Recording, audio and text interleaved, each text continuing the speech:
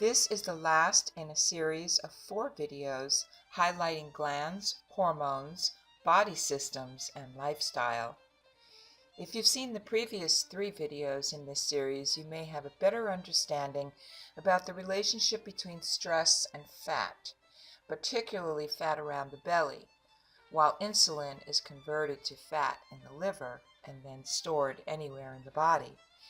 And the thyroid hormones may, in many cases, be unable to give energy to the cells that need it, all resulting in a sluggish metabolism and generally feeling less than your best. I would like to give you a little history about me. I graduated high school in 1975 and started a family just a few years after that. I raised 2 daughters while going to college for 13 years. In those years, I had 5 different home businesses, mostly successful, but even the hard times were worth it because it was important to me to be home as much as possible with my family. Regarding health, when I was growing up in Brooklyn, New York, like most families, we simply didn't have the bombardment of toxins we have today. And it didn't seem so important to do much more than make sure the meats, vegetables, and bread were fresh from the corner grocer or stand and have balanced meals at regular times. We would often go to Sheepshead Bay when the fishermen were coming in from their catch and buy right off the boat. We didn't have any special luxuries, but we had good food, and being Italian, we were very focused around the concept that food is love, so we ate a lot. My intense interest in health and nutrition actually began around the age of 17 when I moved to a community with health-minded individuals. It was at that time that I had my first bowl of millet and glass of fresh vegetable juice. I was instantly hooked. It was also back then when I learned about the importance of a healthy environment and finding peace in a hectic world.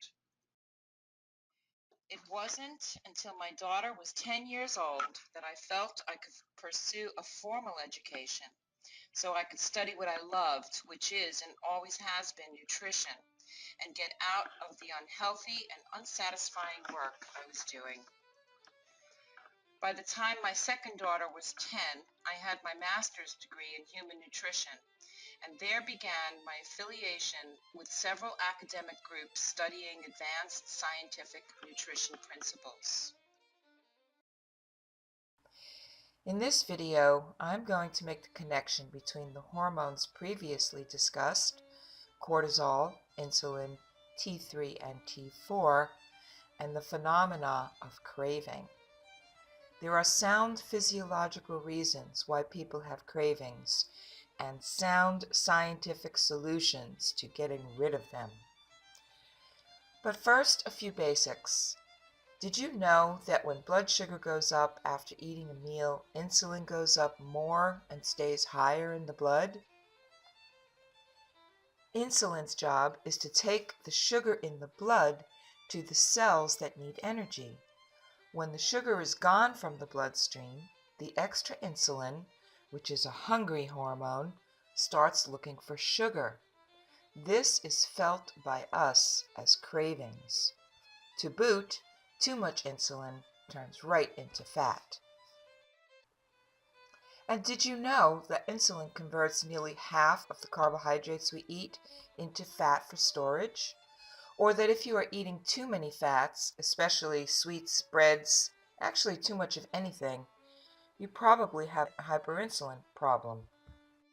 Remember back when I discussed 2 thyroid hormones in an earlier video, when I said T3 from T4 was the active thyroid hormone responsible for metabolism and bringing energy to the cells, and cortisol production by the adrenals that helps us manage stress? These processes begin in the brain, which sends signals to the glands to create more hormones from cholesterol. One of the jobs of T3 is to break down cholesterol, explaining why high cholesterol is seen with a low functioning thyroid. When insulin peaks and then drops again because all the sugar in the blood is transferred to the cells, the adrenals are signaled to make more cortisol to raise blood sugar, which is one of its main jobs. T3 conversion is diminished because the brain is not able to communicate properly to the gland what its output should be. In other words, high, low, fluctuating blood sugar and insulin levels perpetuate the cortisol response, which contributes to fat around the belly, and the insulin response, which distributes fat everywhere else in the body, in addition to other problems caused by these hormonal imbalances.